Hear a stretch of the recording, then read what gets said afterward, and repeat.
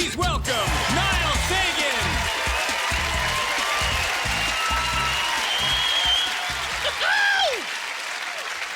Hello. Wow. Jeez, thanks for coming out, guys.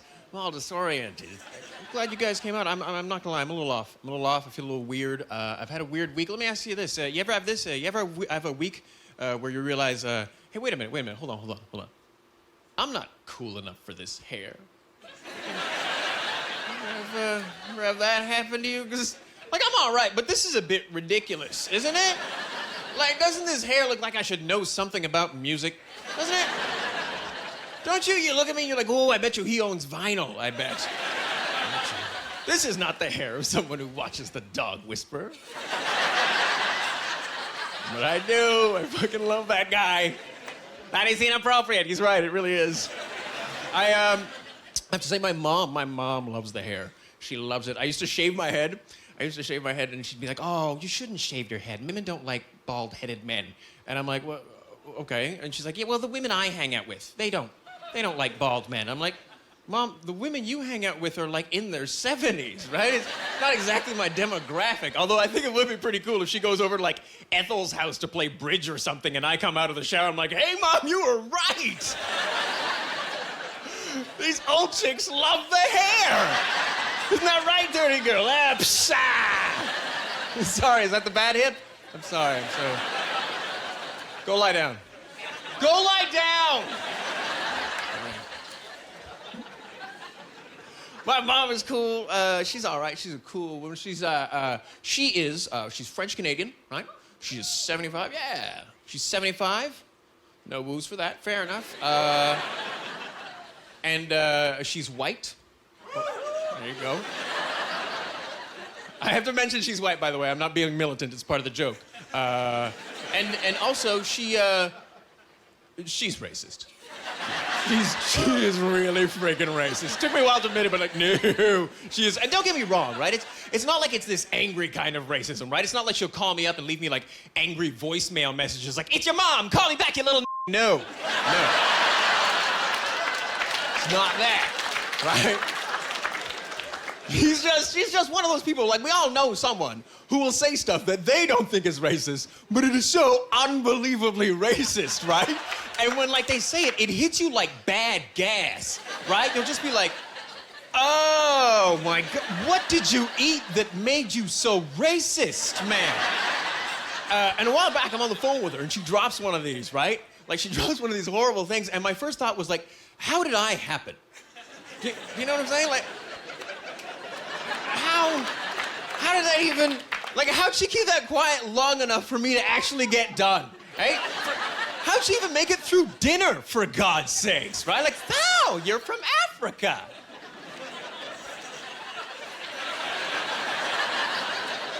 How are you enjoying light bulbs?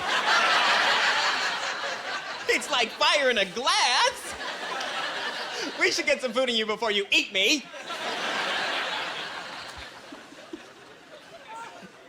So you may have guessed by that joke, I am biracial, because some of you probably, when I came out, you're like, hey, ooh, wait a minute, he's black, but he's like Tiger Woods black. Yeah, I am indeed. I'm like, I say biracial, I don't say that to be like super politically correct or anything. I just find the term half black sounds like I'm still working on it. Like, what is that? Exactly.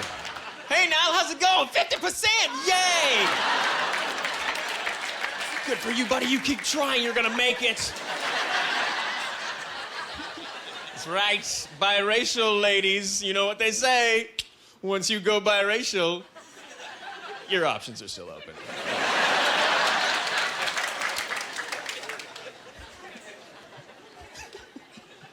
My dad is Rwandan, and we write letters to each other.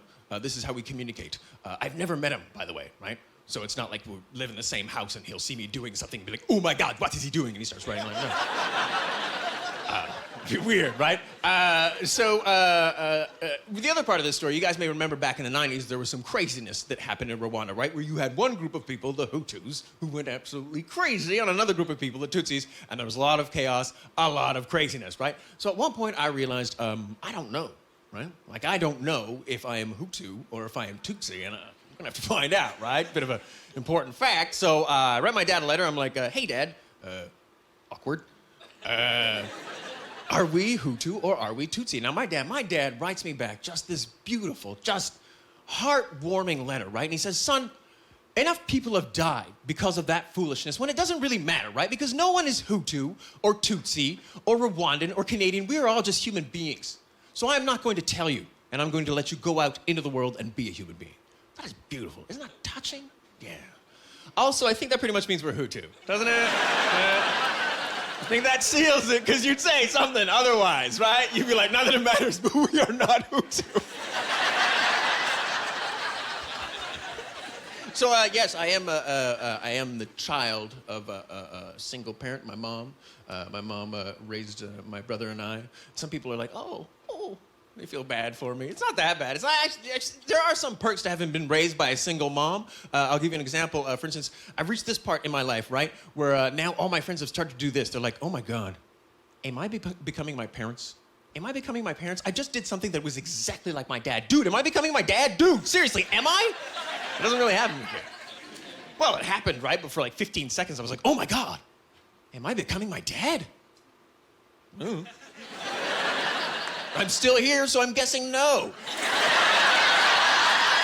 Okay.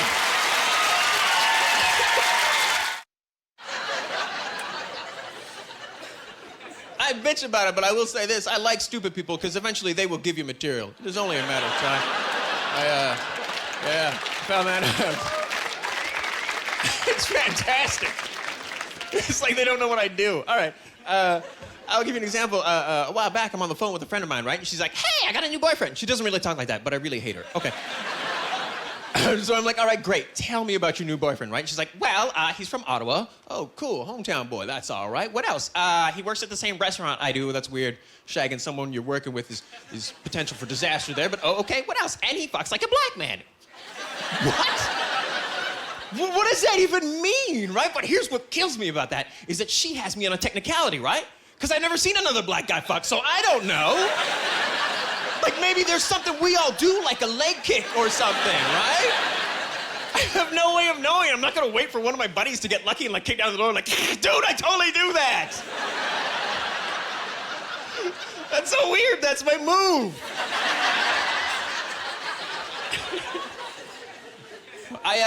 I'm not big on like these big things that people just love. Like, are we just about done with Twilight? We just about done with Twilight? Is that Twilight saga? I can't drink the Twilight Kool-Aid. I just can't get into it. A lot of people like it. Good for you. I'm not big on it.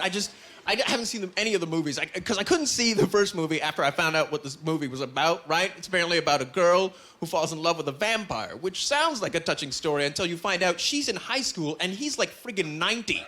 Like, really? Seriously? Like, how is sucking human blood the second creepiest thing that happens in this movie? The guy's been alive for 90 years. He could have been working like on a cure for cancer or like, no, he's just hanging around grade 9 phys ed looking for his next wife. Are you serious? That is so creepy. What are you, like the vampire R. Kelly? What is going on? What's wrong with you? Hey, you wanna see some cool vampire stuff? I'm 16, I know. So I was a late adopter for Facebook. Took me forever to get on, right? But then I went to this party one time, right? And someone was taking photos. And I'm like, oh, hey, are you gonna put those photos up on MySpace? And they're like, psh, MySpace. Nile, we are going to put the photos up on Facebook. I'm like, oh, well, I'm not on Facebook. And they're like, Nile, you are not on Facebook? Nile, you have to get on Facebook. But Nile, be careful. Nile, seriously, Facebook, be careful. It's addictive. Dude, seriously, Facebook is addictive. Nile, look at me. Facebook, addictive. So I got on. No, it's not addictive. Like, it's all right, but it's not addictive. Like, crack is addictive, right? Like, heroin is addictive. You're not up at 4 a.m. selling stolen stuff so someone can send you a friend request. That's not happening. There's no guy walking around, hey, you got a group invite?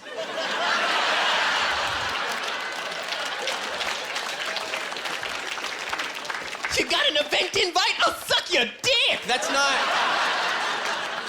is not happening. Facebook is not addictive. Your job just sucks. I of course have to call myself on stupid stuff too, right? Because I come up here, what's up with stupid people? But I will do stupid things. Oh, I found that out the hard way.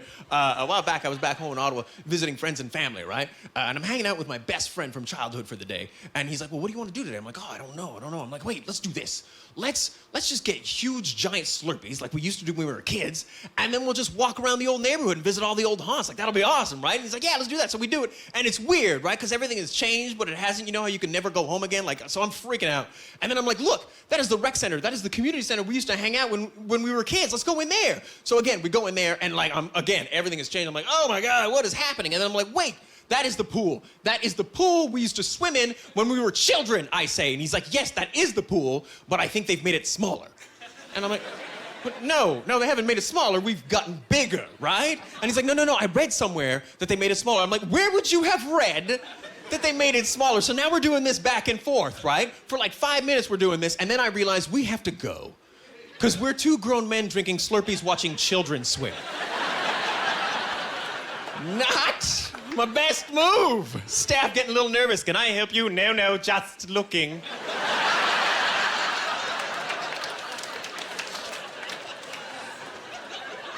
My friend and I were having a debate about size.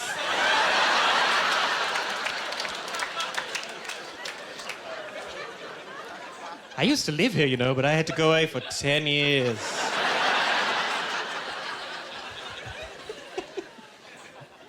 And I got tattoos. Also, you may have noticed I got tattoos. They're really small, and from far they look like dirt. Not very clever on my part. This is kind of fun. I got them done, and then I was taking the subway home, and I couldn't understand why everyone was being so nice to me. And then I realized I'm walking around with 2 bandages around my wrists. So that kind of... Why does everyone keep telling me it's gonna be okay? I know it's gonna be okay. The driver tried to give me a hug. Just the transfer, man. It's been a little chilly here, which I'm sure y'all feel. I'm very proud of you for not, like, slicing one of the other open when you were standing outside. I was expecting that, just like a horrifying story. It's too cold! I find the weather here in the city can get slightly chilly, but I find the summers here are offensively hot. I don't know if it's just me, but it's just ridiculous. I'll give you an example. Canada Day, long weekend last year, I got a sunburn. Yeah, okay, just me. I don't want to be like a climate change alarmist or anything, but your brown people are burning. Let's get a team on this, man. Somebody Kyoto something. It was crazy. I was freaking out. Like, I was watching myself in the mirror. I'm like freaking peeling. I'm like, this is not right. I had to stay in my house for like 3 days because I couldn't let real black people see me. Because then I'd stop getting the newsletter. Some of you got that. The others, there's a newsletter? Black people are so industrious.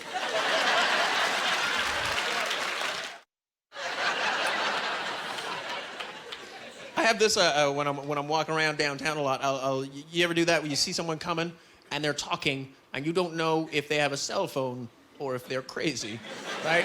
And it's so hard to tell, like, wait, okay, is that a crazy person or is that... I found a way, though. You can't actually tell who's crazy and who just has a cell phone. I've noticed this. Crazy people almost never say, what? They almost never do. I don't know who their provider is, but they must be amazing. I've never heard a crazy person say, oh, hold on, Satan, I'm going in an elevator. You're gonna have to call me back later. Or just drop me a message in my alphabetes or whatever. I don't know. The contract must be horrible, because 5 bars in the subway, come on now. Must be... This is a fun gig. I like doing this. This is really fun. I used to work in this office. I used to have a day job. I met a lot of cool, interesting people. I met this one dude who was South African, right? And he was brown like me, right? And he grew up in South Africa during the whole apartheid thingy, as the United Nations calls it. And, like, I'm glad he got out unharmed and everything, but, man, it made for some really tense conversation by the water cooler on a Monday morning, right? Because we'd just be hanging out, and out of nowhere, he just starts up, when I was 8. And you know it's gonna be huge, right? When I was 8, a white woman beat me for drinking from the whites-only fountain. How am I supposed to follow that, right? I'm looking at this guy like, oh, really? Well, I'm from Ottawa. And back during the big ice storm in '98, we lost cable.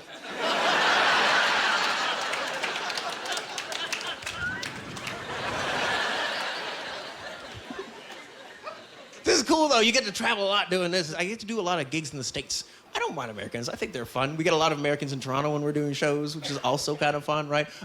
One time I'm at a show, and the MC's up on stage, and he's like, so, who's from out of town, right? And this one table at the front, they pop up, and they're like, oh, we're from Detroit. And we're like, great, what brings you up to Toronto from Detroit? And they're like, we're here for a murder mystery. I'm like, you're from friggin' Detroit. You want a murder mystery? Open a newspaper, man. She's like, oh, here's another one. I'm gonna guess the pimp did this one. I feel bad for Muslims in the States now, right? I feel bad for obvious reasons. Because now, like, Islam is associated with terrorism, which I don't think is fair at all. I don't think that's cool, right? Because, I mean, it's happened before. Like, just because some group of jackasses does something in the name of religion doesn't mean that that's what those people in that religion is about, right? Like, it's happened before. There's been a precedent. We haven't held a grudge then, right? Like, if I go to the Bay to buy a blanket, I don't worry that it's been laced with smallpox, right? You know, is this 100% wool? Soon I will have your land!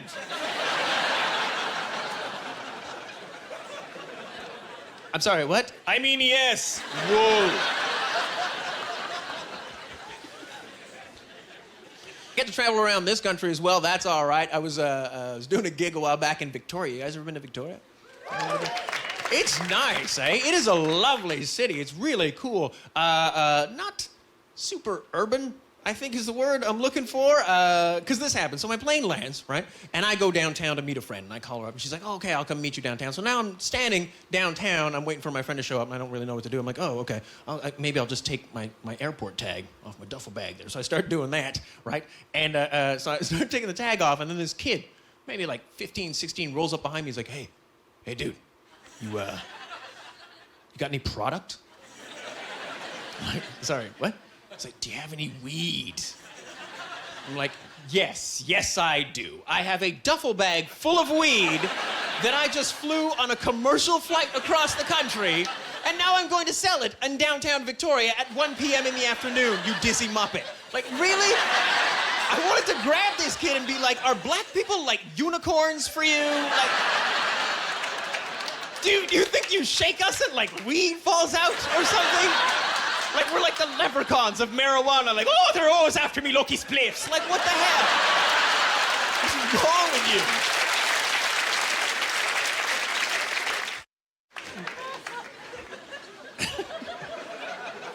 This is a lovely crowd. We have any couples in the audience this evening? Good for you. Good for you. Hey, let me tell you something. If you are in a committed relationship right now, stay in there. Because it is a bloodbath out here. It really is. I keep making horrible dating mistakes for what, like, okay, I'll give you an example. I once took a girl for dinner, right? Good start. But I took her to, like, what I thought was gonna be a good idea, an authentic 50s diner, right? So, which is kind of cool. So we go in there and everything, like, they really just did it up, right? Because you got the black and white tiled floors, and then the red booths, and then you got the jukebox, right? And then halfway through the meal, the cook comes out of the kitchen and was like, what are you doing with that white girl? Get away from that white girl! They really went out of their way. They really, very nice. I've noticed this. I tend to date a lot of bisexual women. Stop right there. It's not what you're thinking, right? It's not like I go out, find these women, say, hey, are you bisexual? Great, let's date. No, what happens is I will start dating these women, right? And then a few weeks into the relationship, they're like, oh, by the way, I also dig chicks, right? Which is whatever, but here's the thing. The first time that happens, you're like, oh, okay, yeah, right. The second time, you're like, oh, what a weird coincidence. Third time, it's you, right? It's like something I'm putting out there, like I'm man light or something, right? Like, bisexual chicks are walking around like, I'm in the mood for something not quite as masculine as a man.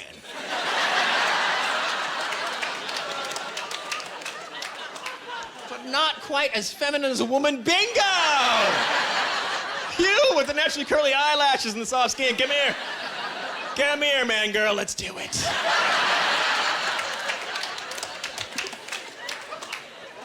And I get very nervous during dates. I just find the whole experience of dating is so stressful, right? I don't know if I'm just really bad at it. I just find it so stressful because basically, the way it breaks down is you have a few hours across a few dates to figure out, okay, what is wrong with this person?